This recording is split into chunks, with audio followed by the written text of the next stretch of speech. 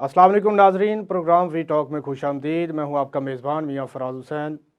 नाजरीन, Peshawar high court में आज इंट्रा पार्टी इलेक्शन और बल्ले के निशान के हवाले से आज 2 रुकनी बेंच ने समाअत की है और उन्होंने इलेक्शन कमीशन को हुक्म जारी किया है कि जो आपने महफूज फ़ैसला किया हो वो आप कल तक मतलब 22 दिसंबर तक सुनाएं। इलेक्शन कमीशन को पेशावर हाई कोर्ट ने ही रोका था कि आप अभी तक फ़ैसला ना सुनाएं और आज उन्होंने हुक्म जारी कर दिया है कि कल तक आप अपना जो है वो फ़ैसला सुनाएं। और उसके साथ साथ इस्लामाबाद हाई कोर्ट में बानी जो पीटीआई हैं उन्होंने एक दरख्वास्त दायर कर रखी थी तोशाखाना केस के हवाले से कि जो मेरी नाअहली है उसको कलअदम करार दिया जाए, लेकिन आज उनको इस्लामाबाद हाई कोर्ट से भी रिलीफ नहीं मिला। उनकी जो नाअहली है वो बरकरार है और इससे बहुत सारे सवाल भी जन्म लेते हैं कि पाकिस्तान तहरीक इंसाफ के जो बानी हैं उन्होंने इलेक्शन में हिस्सा लेने के लिए भी वो बड़े पुरजोश हैं। 3 सीटों से वो इलेक्शन कंटेस्ट करेंगे, इस्लामाबाद, मियांवाली, लाहौर से। और उसके साथ साथ जवेद लतीफ़ साहब जो मुस्लिम लीग नून के सीनियर रहनुमा हैं, उन्होंने आज मीडिया से बात करते हुए कहा कि अगर किसी और मुल्क में 9 मई और 10 मई जैसे वाक़यात होते तो अब तक उनको मुल्ज़मान को सज़ा मिल चुकी होती है। और उन्होंने साथ ट्रंप का भी हवाला दिया कि उसको भी सज़ा मिल चुकी है। और उसके साथ साथ पाकिस्तान तहरीक इंसाफ ने इलेक्शन कमीशन ने एक दरख्वास्त दायर कर दी है कि हमें लेवल प्लेइंग फील्ड नहीं मिल रही। जो हमारे उम्मीदवार कागजात नामजदगी के लिए जा रहे हैं उनको भी दुश्वारी का सामना है।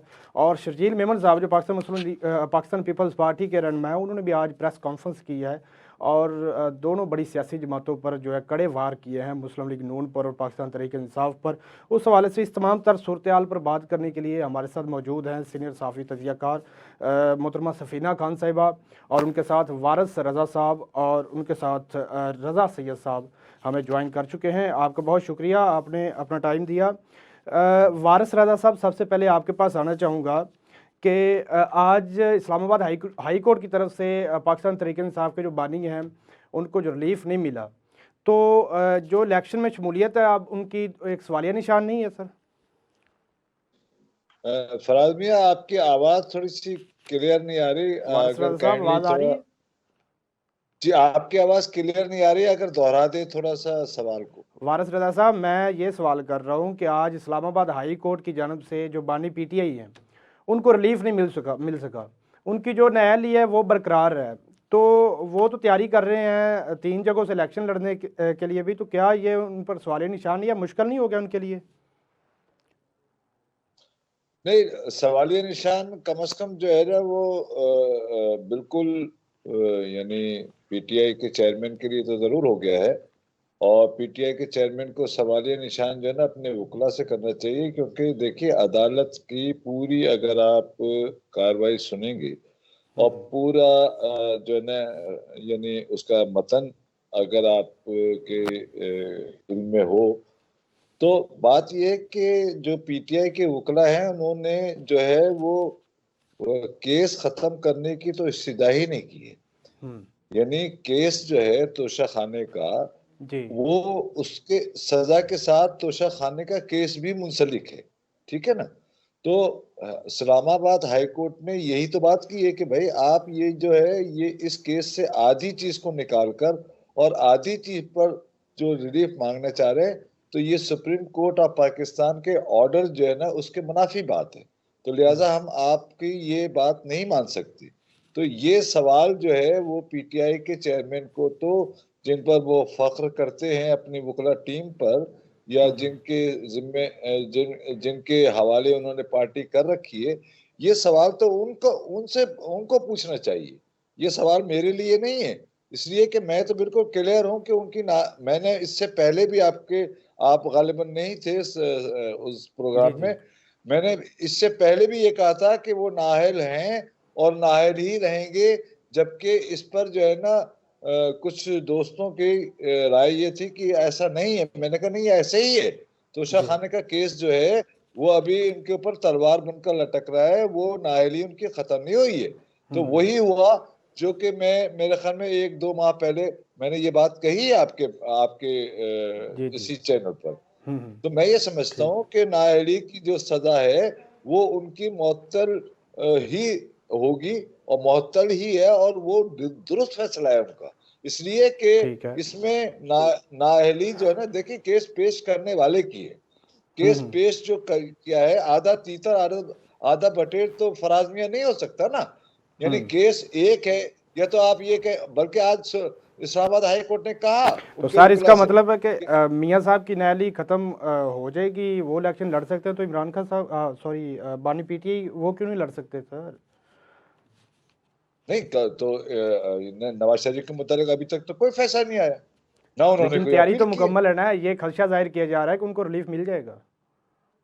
नहीं देखिए, तैयारी तो मुकम्मल शायद के पीटीआई के चेयरमैन की भी होगी, ऐसी हम्म। बात नहीं है, उनकी भी तैयारी होगी। लेकिन हम्म। बात यह है कि अगर उनकी तैयारी है, फर्ज किया कि नवाज शरीफ की, तो जब हम्म। कागजात नामजदगी आएंगे तो उस पर जो है ना, उसको चैलेंज करने वाले भी लोग होंगे। ऐसा नहीं है कि उनको उसको नहीं चैलेंज करें। तो ठीक है। उस चैलेंज करने के बाद क्या सूरत हाल निकलेगी, वो तो जाहिर है कि आने वाला वक्त बताएगा। ठीक है सर। रज़ा सईद साहब आपके पास आऊँगा कि इस वक्त पाकिस्तान तहरीक इंसाफ पर बहुत मुश्किल हालात है, टफ़ टाइम है, सब सियासी जमातों पर टफ़ टाइम होता है, लेकिन जो इस वक्त पाकिस्तान तहरीक इंसाफ पर है वो थोड़ा और मतलब कि मुनफरद अंदाज में है कि उनके जो बानी हैं, उनकी जो मेन क़यादत है वो सारी जेलों में बंद है, और जो कि वकला की जो टीमें हैं वो पार्टी को लीड कर रही हैं। तो क्या इस मुश्किल वक़्त से निकलने के लिए क्या आप समझते हैं कि पीटीआई किसी के साथ भी मुज़ाकरात करने के लिए तैयार है? पीटीआई के जो मुश्किलात हैं या जो मसाइल हैं वो कानूनी नौइयत के हैं, और इसके अंदर दो मामलात हैं। एक तो जिसका आज फैसला आया हाई कोर्ट डिवीज़न बेंच की तरफ से, इस्लामाबाद हाई कोर्ट की, जिसमें उन्होंने अपहोल्ड किया उस नाअहली को कि जिसका सामना है बानी पीटीआई को। जी। और उनका सेंटेंस तो सस्पेंड ज़रूर हुआ है, लेकिन एक्चुअली होता ये है कि जब आप एक पिटिशन दायर करते हैं तो उस पिटीशन में पहले सियाक़ो सबाक़ बताया जाता है, पूरा मुद्दा बयान किया जाता है, और आखिरी हिस्सा जो पिटीशन का होता है उसको कहते हैं प्रेयर। वो प्रेयर जो है वो अदालत से रिलीफ मांगा जाता है, यानी पूरी कहानी सुनाते हैं आप अपनी राम कहानी, और फिर कहते हैं जी हमारे साथ ये हो गया है, तो आप बराए मेहरबानी हमें ये रिलीफ दे दें। तो ये जो पिटीशन दाखिल की गई, ये नाअहली कहें इसमें इनके वकला की, या आकबत ना अंदेशी कहें, या शायद कोई साजिश का अंसर रहा होगा, कि जो प्रेयर लिखी गई उस प्रेयर में दुरुस्त तरीके से रिलीफ मांगा ही नहीं गया। तो उसका नतीजा ये निकला कि अदालत के सामने तो आप जो सवाल लेके जाएंगे वो उसका जवाब दे देंगे ना, वो आपको ये थोड़ी बताएंगे कि आपका सवाल में ये कमी है, ये कसर है। तो ये टेक्निकल मामला है, इसके अंदर वो उनकी डिस्क्वालिफिकेशन जो है वो बदस्तूर उनके सर पर मुसल्लत है, और मतलब 22 बरकरार तारीख रहेगी। तक बिल्कुल बरकरार रहेगी। एक तो ये पॉइंट हो गया। दूसरी बात ये कि 22 तारीख जो है उस तक फैसला करने के लिए इलेक्शन कमीशन को कहा गया है पेशावर हाई कोर्ट की तरफ से, जी। कि जो असरटेन करेगा इस बात को कि जो इंट्रा पार्टी इलेक्शन पीटीआई ने करवाए थे वो दुरुस्त थे या नहीं थे। अगर वो दुरुस्त ठीक मान है। लिए जाएंगे तो फिर गौहर साहब जो हैं उनकी चेयरमैनशिप को लेजिटिमेसी मिल जाएगी, और फिर गौहर साहब की तरफ से जारी करदा टिकट्स की बुनियाद पर पीटीआई के उम्मीदवारों को इलेक्शन लड़ने का मौका मिल सकेगा। लेकिन ठीक है। अगर इंट्रा पार्टी इलेक्शन को सिरे से यानी उड़ा दिया उन्होंने जाता कह है, दिया, अगर मुअत्तल उन्होंने ये कर कह दिया, दिया कलअदम कि ये हुआ ही करा ठीक दे नहीं, देते फैसला। हाँ, अगर उन्होंने कहा ठीक ही नहीं हुआ ये, तो फिर गौहर खान तो फिर तू कौन मैं कौन वाला मामला हो जाएगा ना, फिर Gauhar Khan would be a nobody. नहीं, और जो अगर अगर सर रज़ा साहब मैं ये पूछना चाहूँगा, अगर कल इलेक्शन कमीशन ये फैसला सुना देता है कि जो इंट्रा पार्टी इलेक्शन है वो कलअदम करार दे देता है, तो फिर हाँ, पाकिस्तान तहरीक इंसाफ के पास कानूनी और सियासी क्या ऑप्शन रह जाएंगे? फिर तो इनके पास बहुत ही मुश्किल से ही कोई सूरत हाल बचेगी, क्योंकि देखें एक तो गौर साहब इरेलीवेंट हो जाएंगे।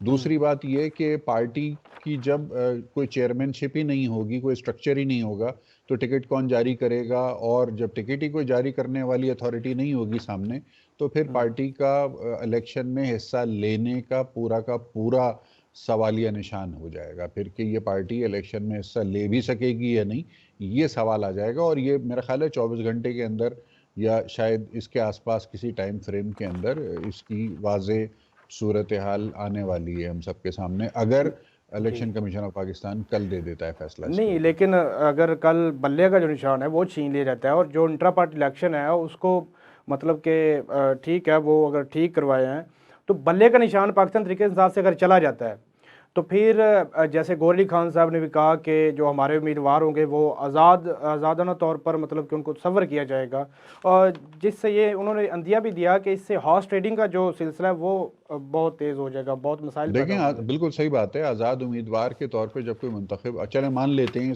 इस थ्योरी को मान लेते हैं कि वो आज़ाद उम्मीदवार खड़े कर देंगे और वो मुतफर्रिक निशानात के ऊपर जी अवामी हिमायत से वो मुंतखब होकर आ जाएंगे पार्लियामेंट में। लेकिन पार्लियामेंट में आने के बाद हर इंडिविजुअल जो है ना, फिर वो मैनेज होगा, माजरत के साथ फिर वो मैनेज होगा, और उसकी जो केसेस हैं वो खुलेंगे, उसके जो कमज़ोरियाँ हैं उसकी शख्सियत की या उसकी फैमिली की या उसके फाइनेंशियल मैटर्स की, फिर वो सामने आएंगी, उनकी फाइलें खुलगी, और उसके बाद उनको कहा जाएगा कि चले भाई आप ऐसा करें कि वो फ़लाँ पार्टी में जाके शमूलियत इख्तियार कर लें। तो फिर वो फ़लाँ पार्टी में जाके शमूलियत इख्तियार करने पे मजबूर होंगे।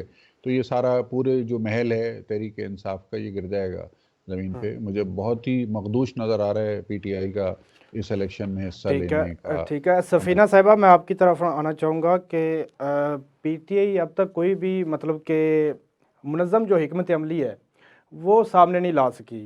अगर पार्टी का बल्ले का निशान भी ले लिया जाता है तो पीटीआई के लिए ज़्यादा मुश्किलात नहीं पैदा हो जाएंगी? पहले तो मैंने वो केस का जो फैसला आया है वो मैंने पढ़ा है, उसमें पीटीआई के वकला की तरफ से कोताही जरूर मौजूद है। उसमें जो उनसे सवाल किया गया, कोर्ट ने उसका फैसला कर दिया कि फैसला जो है सजा मुअत्तल हुई है, नाहली मुअत्तल नहीं हुई है। नाहली जो है वो 3 साल के लिए है इमरान खान साहब की। तो वो तो मैं बहुत पहले से कह रही हूँ कि इमरान खान साहब का बहुत मुश्किल है इस इलेक्शन में पार्टिसिपेट कर पाना। तो अब देखें पीटीआई के वकला का क्या काम है, वो टिकटॉक पे ज्यादा पाए जाते हैं, वो ट्विटर की स्पेसेस में ज्यादा पाए जाते हैं। उनको जीरो इंटरेस्ट है कि उनका जो चेयरमैन है या बानी है वो बाहर आए, क्योंकि उनको इस वक्त फॉलोअर्स की बहुत ज्यादा जरूरत है, उनको वोटर और सपोर्टर की कतई जरूरत नहीं है। मुझे ऐसा लगता है कि उनको सिर्फ उनको फॉलोअर बनाने हैं, उनकी ट्वीट से लाइक ज्यादा आने चाहिए, उनकी ट्वीट के आर्टी ज्यादा होने चाहिए। लोगों को लिटरली स्पेसेस में जाके मैंने शेर अब्दुल मरवत का एक स्टेटमेंट सुना कल की स्पेस में कि जी प्लीज मेरी ट्वीट को ज्यादा से ज्यादा आर्टी करें। I mean what the hell is that? इसीलिए मैं कह रही हूँ ना कि आजकल पीटीआई वो पीटीआई नहीं है जो पहले हुआ करती थी। आजकल तो लौंडे लपाड़े सच वर्ड यूज किया गया है, जो टिकटॉक कर रहे हैं, जो गाड़ियों के पीछे भागने वाले हैं। भाई ये पीटीआई का मतलब कि फ्यूचर जो नहीं पीटीआई है। की कमान है वो गलत बंदों के हाथ में दे दी गई है। मैं वो नहीं कह रही कि गलत बंदों पे, लेकिन इंडिविजुअल्स अपनी हरकतों से मुझे उनको क्रिटिसाइज करने का मौका देते हैं। फिर अब आप सारे, मैं बोझ अदालत पे नहीं डाल सकती हूँ। जब आप अपना काम पूरा नहीं करेंगे तो मैं अदालत को तभी क्रिटिसाइज कर सकती हूँ जब आपने अपना होमवर्क पूरा किया हो। तो इस लिहाज में मैं इस फैसले के बाद मैं अदालत को कसूरवार नहीं ठहरा सकती। अब रही बात कि कल को अगर उनके से बैट का निशान छीन लिया जाता है, यह ज्यादती होगी। अगर उनके पाकिस्तान के जो तहरीक इंसाफ के इलेक्शंस हुए हैं उसको नल एंड वाइट कर दिया जाता है, तो ये ज्यादती होगी, क्योंकि ये होली सोली जो इलेक्शन कमीशन और अदालतों के डिस्पोजेबल पे है। तो बाकी पॉलिटिकल पार्टीज के इलेक्शन चैलेंज नहीं हुए, उनसे सवालात नहीं किए गए कि आप घर बैठे कैसे तमाम पोजीशन होल्ड कर ली। तो इन चीजों में नजर आता है कि विक्टिमाइजेशन हो रही है, लेकिन कुछ गलतियां पीटीआई से भी हो रही नहीं, हैं। आप ये समझती हैं कि 9 मई के वाक़यात के बाद मतलब कि मोहतात होना चाहिए था पाकिस्तान तहरीक इंसाफ को, लेकिन जो हालात का जायज़ा लेने में इन्होंने मतलब कि नाकाम रही है पाकिस्तान तहरीक इंसाफ? ये मैं मेरी ट्वीट्स ऑन रिकॉर्ड पड़ी नहीं है कि इमरान खान साहब को, ये टायर ट्यूब में यूट्यूबर्स को बोलती हूँ, इनसे दूर रहना होगा। जो लोग, जिन लोगों को जुमा हर दिन इमरान खान की हुकूमत से 100 फॉलोअर थे, उनको कोई जानता तक नहीं था, उन्होंने मार दो गिरात कर दो, ये कर दिया वो कर दिया, इमरान खान को फांसी चढ़ाने लगे हैं, ये करने लगे हैं, और वो टक्कर टक्कर करते करते इमरान की टक्कर लगवा दी। तो इमरान खान को और उसकी पार्टी को होश के नाखून लेने हैं कि आप हर सुनी हुई बात पे आपने रिएक्ट नहीं करना होता। तो 9 मई को पूरे आप लोगों के बहुत बड़े बड़े जो सहाफी हैं वो ट्विटर स्पेसेस में बैठ के कह रहे थे उधर चले जाओ, इधर चले जाओ, उधर हमला कर दो, ये रियलिटी है। ठीक है, उससे आप वारिस इनकार रज़ा नहीं कर साहब, सकते। ठीक है मैम, आपका मौक़िफ़ आ गया है। वारिस रज़ा साहब, आपके पास आऊँगा कि आज पाकिस्तान मुस्लिम लीग नून के सीनियर रहनुमा जवेद लतीफ़ साहब ने मीडिया से गुफ्तगू करते हुए कहा, और उन्होंने बहुत अहम सवाल यहाँ पर एक नुक्ता उठाया है कि कोई भी सियासी जमात अपने ज़हन से ये निकाल दे कि मुस्लिम लीग नून पंजाब में किसी के साथ भी इत्तेहाद करेगी। क्या आप समझते हैं कि मुस्लिम लीग नून अपने इस बयान पर मतलब कि कायम रहेगी? अगर इलेक्शन के बाद भी अगर उनको इत्तेहाद की ज़रूरत पड़ी तो वो नहीं इत्तेहाद करेंगे? देखिए, पोस्ट इलेक्शन का इत्तेहाद और आफ्टर इलेक्शन का इत्तेहाद जो है ना, उसमें फर्क है। वो यानी पोस्ट इलेक्शन इत्तेहाद की बात कर रहे हैं। तो मैं ये समझता हूँ कि देखिए मुस्लिम लीग नून जो है उसका बुनियादी बेस जो है वो पंजाब है, और उसने पिछले 40 बरस से जो किसी न किसी हवाले से इख्तिदार उसके पास है वो पंजाब से है, और वो पंजाब बेस्ड है। तो लिहाजा वो पंजाब में क्यों अपनी सीटें किसी को देकर और उससे इंतखाबी इत्तेहाद करेगी। हाँ, जहाँ पर जाहिर है कि उन्होंने शायद जरूरी कहीं कहीं रखा भी है, मेरे ख्याल में क्यू लीग से उन्होंने शायद जी कोई बिल्कुल, सीट एडजस्टमेंट काफ की है। लीग से ठीक है, बातचीत चल रही थी उनकी, जी 2-3 सीटों के हवाले से उनकी जी बात जी चल रही थी। जी जी, मैं वही अर्ज कर रहा हूँ कि वहां पर उन्होंने किया है, तो जाहिर है कि वो अपने नुक्ते नजर से या अपने हवाले से, चूंकि असल में क्यू लीग्स को 3 सीटें देने का नुक्ता नजर भी यही है कि चूंकि उनकी वो 3 सीटें बनती हैं, तो लिहाजा वो जहां जहां देखते हैं कि भाई वो उनके वाकईतन कोई मामला ठीक है तो वो उनको दे रहे हैं। लेकिन ठीक, मेरे ख्याल में एज ए होल पंजाब में इंतखाबी इत्तेहाद की कम से कम पंजाब बेस होने के नाते मुस्लिम लीग नून को कोई जरूरत नहीं, और वो ठीक कह रहे हैं। मैं समझता हूँ कि उन्होंने यही फैसला किया है कि पंजाब में वो इंतखाबी इत्तेहाद नहीं करेंगे, बाकी सूबों की तरफ जाहिर है कि वो सीट एडजस्टमेंट करेंगे या इत्तेहाद ठीक करेंगे, है। वो एक अलग बात। ठीक है रजा सईद साहब, आपसे मैं यही सवाल पूछना चाहूँगा कि क्या मुस्लिम लीग नून पंजाब में इत्तेहाद करेगी, क्योंकि काफ लीग के साथ भी उनकी बात चल रही है 1-2 सीटों के हवाले से, लेकिन आज उस बात को भी डिनाई किया जवेद लतीफ़ साहब ने। तो क्या इलेक्शन से पहले या बाद में पंजाब में इत्तेहाद कर सकती है मुस्लिम लीग नून? देखिए मियाँ जावेद लतीफ़ साहब जो हैं वो शरीफ फैमिली का हिस्सा हैं, जी यानी वो बिल्कुल। फैमिली मेंबर हैं, तो जी। उनकी तरफ से आने वाला जो स्टेटमेंट है उसको ज़ाहिर संजीदा लेना पड़ेगा। उसको हम ये नहीं कह सकते कि वो किसी ने जोश खिताबत में सियासी बयान दे दिया है। ठीक। इसका पस मंज़र देखना और समझना होगा। देखिए आईपीपी जो है वो साउथ पंजाब में इलेक्टेबल्स पर मुश्तमिल एक प्रेशर ग्रुप या पॉलिटिकल पार्टी के तौर पर अपनी वज़ा कर चुकी है शक्ल। तो अब आईपीपी को नून लीग के साथ हाथ मिलाना होगा या नून लीग को आईपीपी के साथ हाथ मिलाना होगा, ये एक ऐसी रियलिटी बन के सामने आएगी जो कि इलेक्शन के बाद लामहला ये अलायंस करना पड़ेगा इनको। लेकिन अगर इलेक्शन से पहले इस अलायंस में ये लोग जाते हैं तो इसका नुकसान नून लीग को भी होगा और आईपीपी को भी होगा, और इसका फ़ायदा इनके मुश्तरका मुखालिफिन को हो जाएगा। यानी इन अदर वर्ड्स जो पीटीआई का हामी वोटर है उनको मौका मिलेगा कि वो अपने जो भी उम्मीदवार हैं उनकी तरफ रुजू करें। तो ये अपनी अपनी जुदागाना हैसियत या अपनी अपनी जुदागाना शनाख्त के साथ इलेक्शन लड़ने का जो नारा है, ये मेरा ख्याल है एक पॉलिटिकल हिकमत अमली है, और ये ठीक शायद है। एक मुनासिब पॉलिटिकल हिकमत अमली है कि आपकी जो भी वैल्यू है, आपकी जो भी पॉलिटिकल वर्थ है, आप उसके साथ अपनी कैंपेन में जा रहे हैं, ना कम ना ज़्यादा, ना आप किसी का बैगेज उठा रहे हैं और ना आप किसी का फेवर ले रहे हैं। तो ठीक ये है। इस हिसाब से एक मैच्योर पॉलिटिकल बयान बनता है, बिल्कुल समझ में आती है बात और काबिल फ़हम है। इसका कितना फ़र्क पड़ेगा इलेक्शन के नताइज पर, ये कहना कबल अज़ वक्त है अलबत्ता। ठीक है नाजरीन, वक्त हुआ एक छोटे से ब्रेक का, जुड़े रहिए हमारे साथ। Welcome back in we talk. नाजरीन, आपने जाना हमारे जो तजज़ियाकार हमारे साथ मौजूद हैं, और अब मैं मज़ीद बात करने के लिए जाऊंगा सफ़ीना खान साहिबा के पास कि आज जवेद लतीफ़ साहब ने एक और बात भी मतलब एक सहाफ़ी के सवाल का जवाब दिया है। सवाल किया गया कि तमाम सियासी जमातों को लेवल प्लेइंग फील्ड मिलेगी, तो उन्होंने कहा कि बिल्कुल सियासी जमातों को लेवल प्लेइंग फील्ड मिलेगी, उनको नहीं मिलेगी जो मतलब कि मुल्क व कौम की सालमियत पर खिलवाड़ किया, जिन्होंने अदारों पर जो हमले किए और साजिशें की।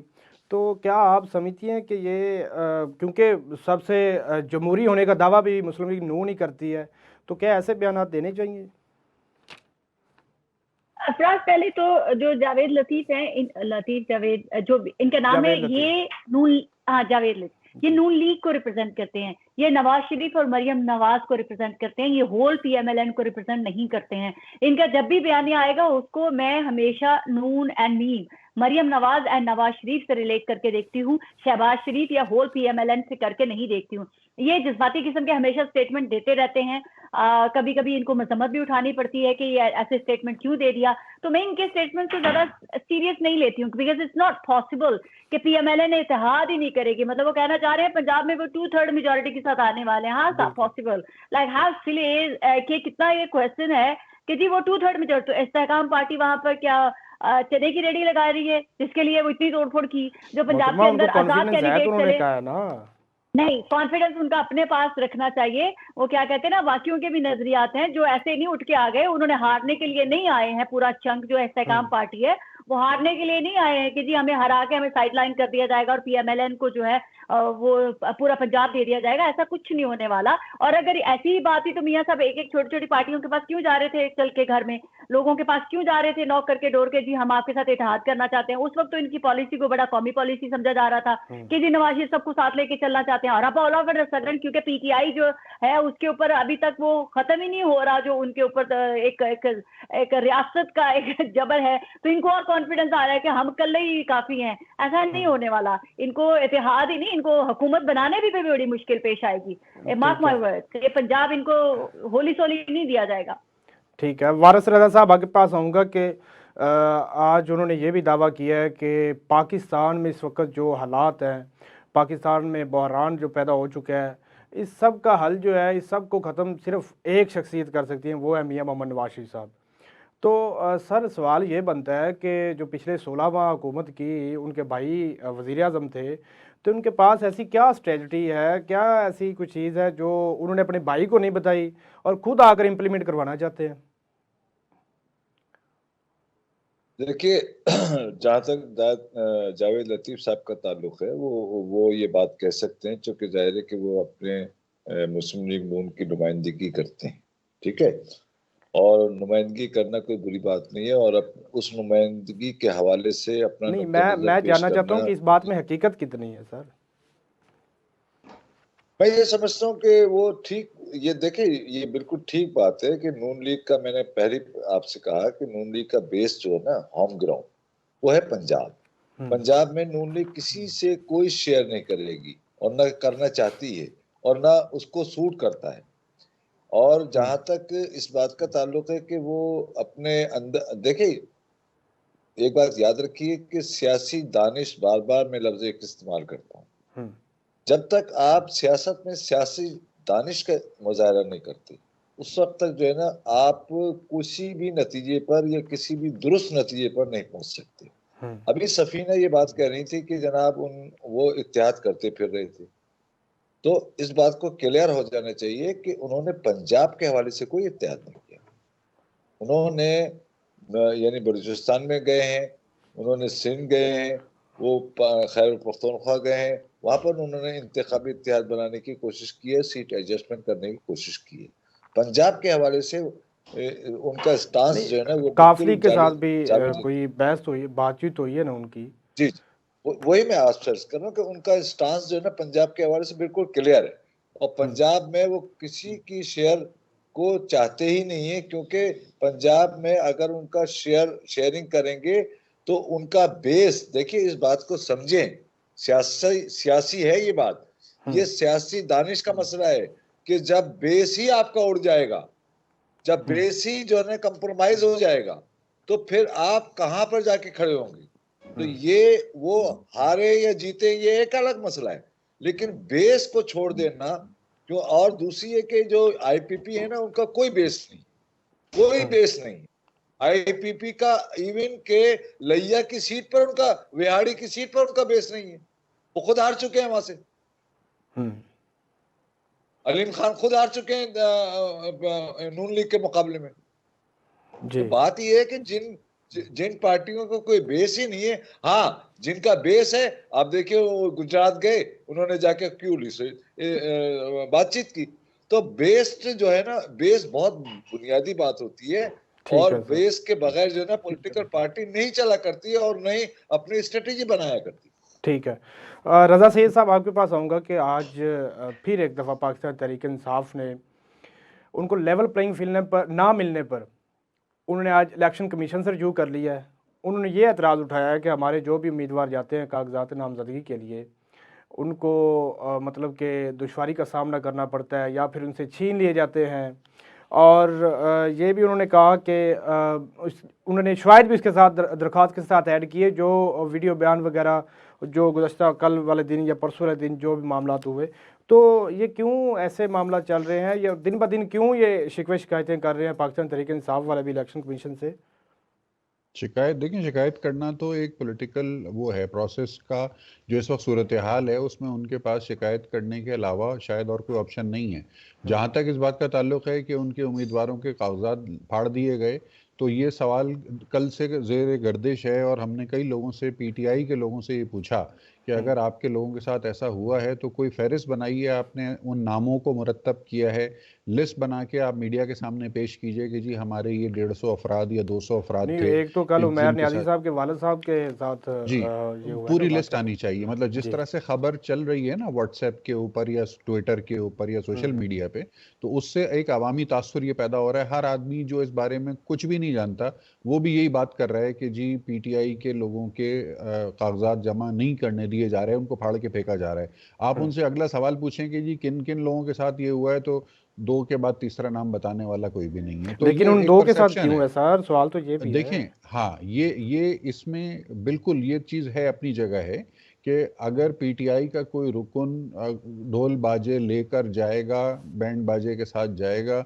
और उसके मुखालफिन उसको रोक लेंगे या फॉर दैट मैटर पुलिस रोक लेगी उसको, तो खबर तो ये बनेगी। और ये खबर बनना और इसका डिस्कस होना, ये पीटीआई की कामयाबी है, ये पीटीआई की मीडिया सक्सेस है कि हम लोग कल से इस बात को डिस्कस कर रहे हैं कि पीटीआई के अरकान के कागजात नामजदगी जमा करने में दुश्वारी का सामना है। तो ये उनकी विक्ट्री है। They are being able to put up their case in front of the people of Pakistan, और ना सिर्फ आवाम में पाकिस्तान के सामने बल्कि सोशल मीडिया के तवस्सुस से इंटरनेशनली भी, अमेरिका, कनाडा, जहाँ जहाँ भी उनके हिमायती मौजूद हैं, वहाँ पर इस बात को बहुत ज़्यादा डिस्कस किया जा रहा है, उछाला जा रहा है इस बात को कि लेवल प्लेइंग फील्ड नहीं मिल रही है। तो ये एक पॉलिटिकल एडवांटेज है जो वो ले रहे हैं। लेकिन मैं फिर भी ये समझता हूँ कि ये तमाम बयानात, ये तमाम शोर शराबा जो है ना, ये किसी भी तरीके से इलेक्शन वाले दिन इलेक्ट्रल विक्ट्री में ट्रांसलेट होगा या नहीं होगा, ये वो सवाल है कि जिसका जवाब अभी किसी के पास नहीं है। अंदाजे सबके पास हैं, क्या सारा ही सबके पास है, लेकिन वाज़ेह जवाब किसी के पास नहीं है इस बात का। ठीक है जी। सफ़ीना खान साहबा, आपके पास आऊँगा कि आज पाकिस्तान पीपल्स पार्टी के सीनियर रहनुमा जो हैं शर्जील मेमन साहब, उन्होंने आज प्रेस कॉन्फ्रेंस की है और उन्होंने बहुत अहम सवाल उठाया है और उन्होंने कहा कि जो बानी पीटीआई हैं वो चाहते हैं कि मुझे मुल्क से बाहर भेजा जाए और कोई डील चाहते हैं। इस बात में कितनी सदाकत है?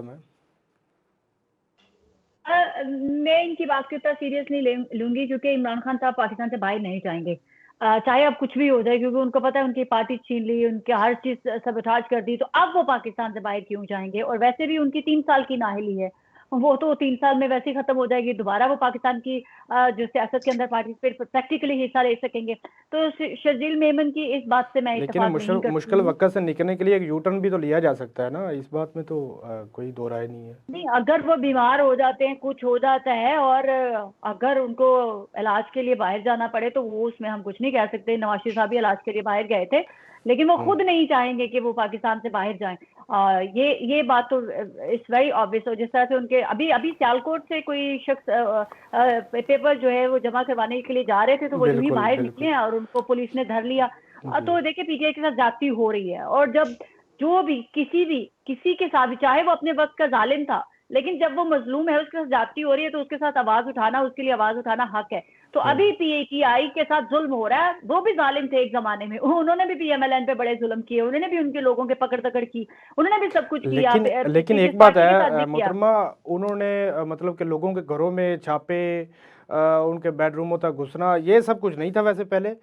ये इस दफा क्रैकडाउन जो सख्त तरीन क्रैकडाउन हुआ, तारीखी क्रैकडाउन हुआ। फराज साहब, एक बात मैं तब बहुत ज्यादा क्रिटिसाइज करती थी इमरान खान साहब के, जब लोग टीवी पर बैठ के कहते थे, जब पीएमएलएन वाले हमारी एस्टैब्लिशमेंट क्या, हमारी पाक अफवाज पर हमले करते थे, जो लोग टीवी पे बैठ के कहके लगाया करते थे। मैं तब ट्वीट किया करती थी कि ये कहके आपको बहुत महंगे पड़ेंगे, क्योंकि ये आपका काम है कि आपने, अगर कोई भी पॉलिटिकल पार्टी पाकिस्तान की रियासत, पाकिस्तान की पाक अफवाज पर हमले कर रही है तो उसको रोकना आपका काम है। वो लोग प्रैक्टिकली सामने आके नहीं उनको रोक सकते, मगर ये कहके लगाते थे। मुराद सईद की वो बात आज भी याद है कि हम तो खुश हो रहे हैं, ये लोग आपस में लड़ रहे हैं तो हमारा तो कुछ नहीं जा रहा। तो वो इनका उस वक्त इंजॉय करना, ये सिर्फ कह के कि हमें जरूरत नहीं है किसी को पकड़ने की। तो जब आज दूसरों का बस चला तो उन्होंने पकड़ लिया, तो रोना धोना किस लिए? आप लोगों ने अपनी ड्यूटी उस तरह से अंजाम नहीं दी जिस तरह से वो दूसरे कर सकते थे। उन्होंने गालियां भी निकाली, रियासत के खिलाफ बगावत वाले नारे भी लगवाए, लेकिन जब उनकी टर्न आई तो उन्होंने दबोच लिया इनको। ये होती है सियासत। इन लोगों ने नहीं की, उन लोगों ने उस वक्त मजे किए, तो अब वो मजे नहीं कर रहे हैं, वो इनको टफ टाइम दे रहे हैं। ठीक है वारिस रजा साहब, आपके पास मैं इसी सवाल के साथ आऊँगा, क्या बानी जो पीटीआई हैं वो मुल्क से बाहर जाना चाहते हैं? क्या वो डील चाहते हैं इस हवाले से कोई? वो डील तो पहले दिन से चाह रहे हैं, वो बार बार किस ये तरह की डील, आपके किस तरह सामने की डील चाह रहे हैं? मैं बता रहा हूँ ना, आप सुन लीजिए मेरी बात। क्या आपको ये बात नहीं पता कि वो बार बार ये कह रहे हैं कि मुझसे एस्टेब्लिशमेंट बात नहीं करना चाहती? हम्म। क्या नहीं कह नहीं, रहे? वो तो हमने सुना कि उन्होंने अपने वकला के जरिए पैगाम भी भिजवाए कि कोई भी हमारे इदारों के खिलाफ बात नहीं करेगा। उस दौरान ये बातें करते नहीं चल रही थी कि कोई डील नहीं चल नहीं रही नहीं है। नहीं नहीं नहीं। वो ये कह रहे हैं कि मैं किसी पॉलिटिकल पार्टी से बात नहीं करना चाहता, मुझसे एस्टेब्लिशमेंट के लोग नाराज हैं, मैं उनको, वो मुझसे बात नहीं करना चाहती। तो डील तो वो पहले दिन से चाह रहे हैं। ये आपसे किसने कह दिया कि वो डील नहीं चाह रहे? बात ये है कि डील दूसरी तरफ से नहीं मिल रही। और जहां तक अभी आपने एक जुमला कहा था फराज साहब, कि उन्होंने तो जनाब ये नहीं किया कि वो किसी के घरों में घुस गए। तो आप मेरा चेहरा जरा गौर से देख लीजिए, मैं उनका विक्टिम हूं, इमरान खान का मैं विक्टिम हूं। रात के 3:30 बजे मेरी 6 बेटियों के सामने मुझे ले जाया गया। आप कैसी बात कर रहे हैं? ऐसा नहीं है। बात यह है कि देखें, चीजें जो है वो हमें बहुत संजीदगी से लेनी चाहिए, चाहे वो फराज के साथ ज्यादती हो, चाहे वो वारिस रजा के साथ ज्यादती हो, चाहे वो किसी के साथ भी ज्यादती हो, लेकिन ज्यादती नहीं होनी चाहिए। गैर गलती को गलती से आईनी, नहीं गैर, दोहराया जा सकता, जी, गलती को गलती तो को सही गलती के से साथ नहीं तो, दोहराना चाहिए। हाँ, तो तसी के साथ दोहराना चाहिए। मैंने सिर्फ इसलिए ये बात कही कि आप चाहे शायद के वाकिफ ना हो, मैं आपके सामने विक्टिम बैठा हुआ हूँ, ठीक है? तो बात ये कि ठीक है, मुझे कोई शिकवा भी नहीं है इस पर, ठीक है, होता है, हो गया। मैंने एक कदम उठाया, मैंने लिखा, रियासत को नहीं पसंद था, उसने मुझे ये काम किया, मैंने कभी किसी से शिकवा भी नहीं किया, लेकिन मैंने सिर्फ आपको आगाह करने के लिए ये बात कही है कि ऐसा नहीं है, उन्होंने भी यही काम किया है। बात यह है कि हम, होता क्या है कि जो अभी सफीना एक बात कह रही थी ना, बड़ी अहम बात थी, कि हमारे यहाँ पॉलिटिकल पार्टीज का खराबी क्या है कि जब वो आ जाती है ना इख्तिदार में, तो वो अपने आप को जो है ना, बिल्कुल गोया के, मैंने कहना नहीं चाह रहा, अच्छा लफ्ज नहीं है, यानी फिरौनियत की मानिंद अपने आप को ट्रीट करती, कि बस जो हम करेंगे, जो हमसे रियासत करवाएगी या जो इस्टेब्लिशमेंट कहेगी वो उनको करते रहो और उनकी बात मानते रहो और अपनी हुकूमत चलाते रहो, बस हमें फायदा होता रहे, बाकी जाए भाड़ में। तो ये नॉर्मली हमारे यहाँ पॉलिटिकल पार्टीज का रवैया है। उसमें पीटीआई भी है, उसमें नून लीग भी है, उसमें पीस पार्टी भी है, ये सब ऐसी हैं, एएनपी भी है उसमें, ठीक है ना? तो ये मैं ये कह रहा हूँ कि हमारे पॉलिटिकल पार्टी को, हमारी पॉलिटिकल पार्टी को मैच्योर होना चाहिए, हमारी पॉलिटिकल पार्टी को, हमारे नौजवानों को, आप जैसे नौजवानों को बाशऊर करना चाहिए, उनको मतलब पॉलिटिकल, सियासी इस्तेहकाम पैदा होना चाहिए पाकिस्तान में, जी जो बिल्कुल कि इस बिल्कुल वक्त नहीं है बिल्कुल अनफॉर्चुनेटली। बिल्कुल सही। माशी अदम इस्तेहकाम तो हमारा एक दरीना मसला है, खुदा जाने कब स्टेबल होगा, लेकिन उसी के साथ साथ सियासी अदम इस्तेहकाम जब वो भी ज़ोर पकड़ता जा रहा है दिन ब दिन, जो कि एक जमहूरी मुल्क में नहीं होना चाहिए। क्या आप समझते हैं रज़ा सैयद साहब के इलेक्शन के बाद तमाम जमातें जो हैं वो जो भी फ़ैसला होगा उसको एक्सेप्टेबल करके आगे बढ़ेंगी, मुल्क कौम की सालमियत की खातर, मुल्क कौम की बका की खातर आगे बढ़ेंगी और सियासी इस्तेहकाम पैदा हो पाएगा? बढ़ना चाहिए, बढ़ना चाहिए, इसलिए कि पाकिस्तान को जिस इस्तेहकाम की ज़रूरत है वो इस्तेहकाम सियासी इस्तेहकाम के बगैर मुमकिन नहीं है। माशी इस्तेहकाम के लिए सियासी इस्तेहकाम पहली शर्त है। और पार्लियामान जब नई बन जाएगी उसमें जो लोग जाएंगे, जमातों का जो भी तनासुब होगा, जो भी हुकूमत बनाएगा, ये पाकिस्तानियों का हक़ है कि इस्तेहकाम की तरफ मुल्क जाए।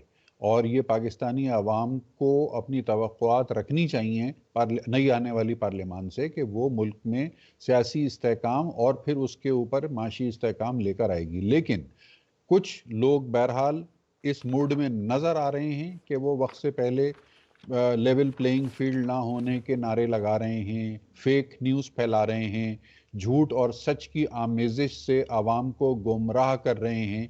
तो बज़ाहिर यही लगता है कि उन अनासिर का जो ऑब्जेक्टिव है वो ये है कि वो इलेक्शन के पूरे प्रोसेस को अगर हाईजैक नहीं कर सकते तो इलेक्शन के नताइज को कंट्रोवर्शियल ज़रूर बना दें।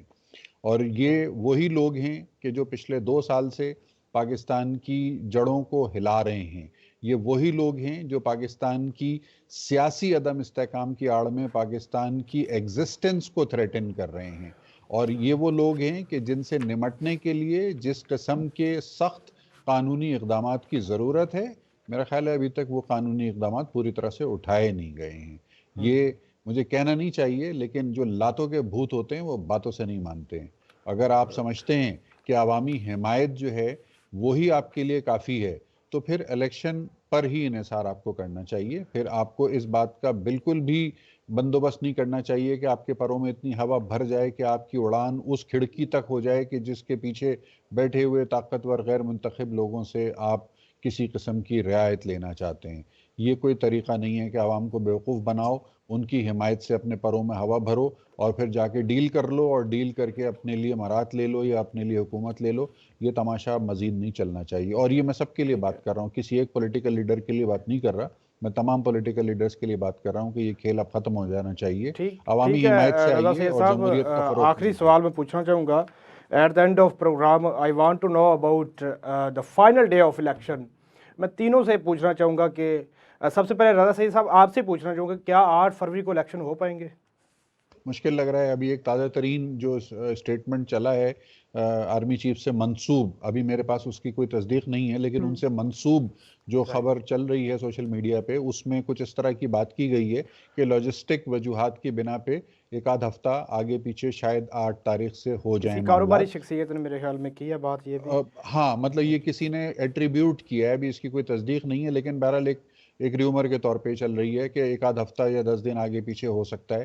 तो मुझे ज़ाती तौर पे कोई नहीं, प्रॉब्लम नहीं है आपके कि आपके नज़दीक लास्ट कहाँ तक जा सकते हैं इलेक्शन फिर भी? देखिए, सेनेट का जो इलेक्शन होना है, सेनेट के इलेक्शन के लिए कागजात नामजदगी जो हैं वो फरवरी के तीसरे हफ्ते में जमा कराए जाने होते हैं। जी। और कागजात नामजदगी जमा करने की एलिजिबिलिटी होती है सूबाई असम्बली और कौमी असम्बली के अरकान के मौजूदगी में, यानी इलेक्टोरल कॉलेज मुकम्मल होना ज़रूरी है। तो अगर इलेक्टोरल कॉलेज 20 फरवरी तक मुकम्मल हो जाता है तो सेनेट के इलेक्शन एन मुमकिन है कि अपनी टाइमलाइन के मुताबिक हो जाएं। तो 20 फरवरी से पहले इलेक्टोरल कॉलेज मुकम्मल करने का मतलब ये हुआ कि 8 फरवरी से बहुत एक हफ्ता आगे ले जा सकते हैं आप। उससे आगे लेके जाएंगे तो फिर जो मतलब आप सेनेट समझ का रहे हैं कि मुश्किल है। वारिस रज़ा साहब, आपके पास आऊँगा, क्या 8 फरवरी को इलेक्शन होंगे या नहीं? यस या नो? मेरे नुक्ते नजर से 8 फरवरी से आगे 1 घंटे भी जो है ना कम से कम 5G सा नहीं जाने देंगे। और अगर 5G 1 घंटे भी किसी भी वजह से, जो कि रजा ठीक साहब है। ने जो वजह बयान की, मैं उस वजह की तायद नहीं कर रहा हूँ, लेकिन किसी भी वजह से, तो आप देखिएगा कि ये एक नई जंग शुरू होगी जो कि चीजों को भस्म कर देगी। ये मैं आपको बता रहा हूँ, ये मैं वाज़ेह तौर से बात कर रहा हूँ। सर सवाल ये है कि इससे आगे जाएंगे इलेक्शन या फिर 8 फरवरी को हो जाएंगे इलेक्शन? 8 फरवरी हर सूरत में होंगे इलेक्शन। होंगे। ओके, ठीक है। सफीना खान साहिबा, आपके पास भी यही सवाल है कि 8 फरवरी को इलेक्शन हो रहे हैं या नहीं? अगर तो वो जो स्टेटमेंट आर्मी चीफ से रिलेटेड है तो 8 फरवरी को इलेक्शन नहीं हो रहे, क्योंकि अगर आर्मी चीफ ने ये कहा है कि आगे पीछे हो सकता है तो मैं अगर उस पर अगर बिलीव 8 फरवरी करूंगी को कि फिर आगे नहीं होंगे पीछे तो हो फिर सकता कब है। तक कितना लंबे जा सकते हैं ये इलेक्शन? आपने मेरा पॉइंट ऑफ व्यू तो जानते हैं, मैं तो चाहती हूँ कि बेशक इलेक्शन ना हो, तो अगर 8 को नहीं हो सकते तो फिर 26 को हो जाए, 28 को, जो हु cares? चले ठीक है जी, इस बहुत सिस्टम शुक्रिया के आप साथ सबका। ऐसे तो बिल्कुल भी जी नहीं। बहुत शुक्रिया। प्रोग्राम का जो टाइम है वो ख़त्म हो चुका है। आप सबका बहुत शुक्रिया, आपने अपना कीमती वक्त दिया हमें। इसी के साथ इजाज़त दीजिए अपने मेज़बान को। हाफिज़।